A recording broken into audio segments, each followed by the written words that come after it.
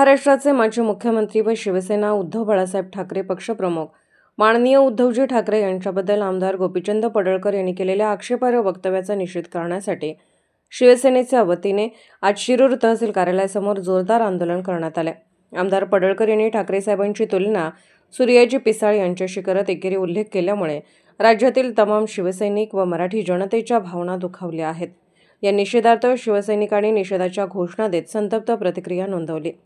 या आंदोलनात उपतालुका प्रमुख अनिल पवार, शेतकरी सेना तालुका प्रमुख योगेश होवळ पाटील, तालुका सल्लागार संतोष काळे, ज्येष्ठ शिवसैनिक खुशाल बापू गाडे, महिला आघाडीच्या संगीता शिंदे, ग्राहक संरक्षण सेलचे कैलास पवार, माजी चेअरमन तात्या धावडे, माजी सरपंच बंडूशेठ पवार, व्हाईस चेअरमन साहेबराव कारंडे, अजित पवार, दौलत पवार, प्रताप चव्हाण, सुनील चव्हाण, संतोष चौधरी, संदीप पवार, सुनील खळदकर यांच्यासह शिवसेनेचे अनेक आजी-माजी पदाधिकारी, महिला आघाडीच्या कार्यकर्ते आणि अंगीकृत संघटनांचे पदाधिकारी मोठ्या संख्येने उपस्थित होते। शिवसेनेकडून इशारा देण्यात आला की अशा प्रकारची विधाने खपवून घेतली जाणार नाहीत आणि मराठी माणसाच्या अस्मितेवर घाला घालणाऱ्यांना सर्वत्र चोख उत्तर दिले जाईल।